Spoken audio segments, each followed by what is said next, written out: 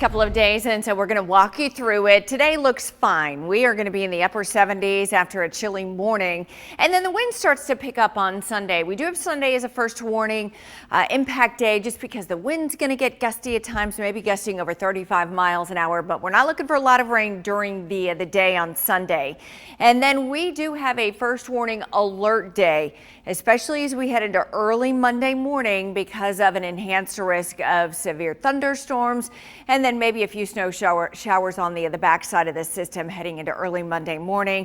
Tuesday, we could be looking at a widespread damaging freeze with temperatures dropping into the 20s, wind chills dropping down into the teens by Tuesday morning. So we are going to get slammed into a winter again, at least for a couple of days. All right, do remember, an impact day, we just want to get your kind of attention that the weather's going to be a little inconvenient regardless of what type of weather. But when we put the alert symbol on any of our graphics, that means that we really want your attention. We want you to be paying attention to the forecast, checking back for updates as the weather could get dangerous heading into overnight Monday night. And that's when a lot of people don't necessarily have their guard up, because a lot of us are sleeping, obviously, during the overnight period. So here's a look at some of the hazards that we're mainly concerned with. Widespread damaging winds, which could certainly bring down trees, power lines, and maybe even cause some structural damage too, and the threat for a few tornadoes, especially in our higher risk area, which is an enhanced risk right now across the northwestern corner of the state. So the risk for a few tornadoes is really just a bit greater here as the line moves into Coleman and Arley and Hamilton. That doesn't mean that all of these locations that I'm mentioning are going to see tornadoes, but whether we see a few tornadoes or these strong damaging winds, the winds are going to be so strong that it could cause some damage that would be similar to what a weak tornado would too. So we just want to treat everything the same. We want to be prepared. Make sure you have several ways to get those alerts. And then you can see a slight risk for some scattered severe weather there as you go a little bit further to the south and east, where we have the rest of the area under that slight risk. Timing of the strongest storms.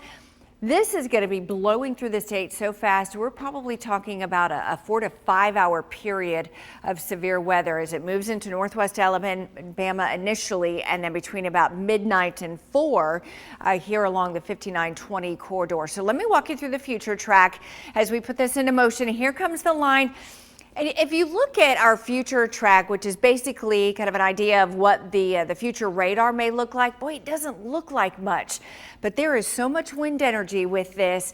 It's not going to take much to bring down widespread trees and power lines with those winds that I mentioned on the order of 70, maybe even up to 80 miles an hour.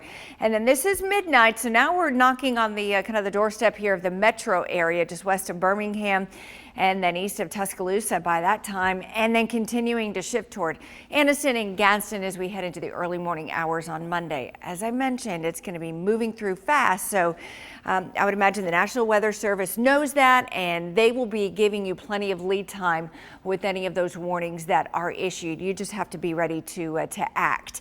And then on the back side of that, we may very well get some snow showers. I don't think it's going to amount to much. If we were to see maybe a dusting or so, it probably would be where we turn a little bit colder quicker, and that would be in some of our northern counties. But don't be shocked if you see some flakes flying on Monday morning. All right, first warning alert day. How are we going to prepare? We're going to have several ways to get those alerts or warnings before you go to sleep. They've got to be able to wake you up, have access to get into a safe place if you do need to seek shelter. And of course, watch for updates through the weekend to any of the timing or hazards. If the threat level is increased or decreased, just be sure you're checking back. Temperatures in the upper 70s today. Get out and enjoy today, but be thinking about the weather Sunday night into Monday morning.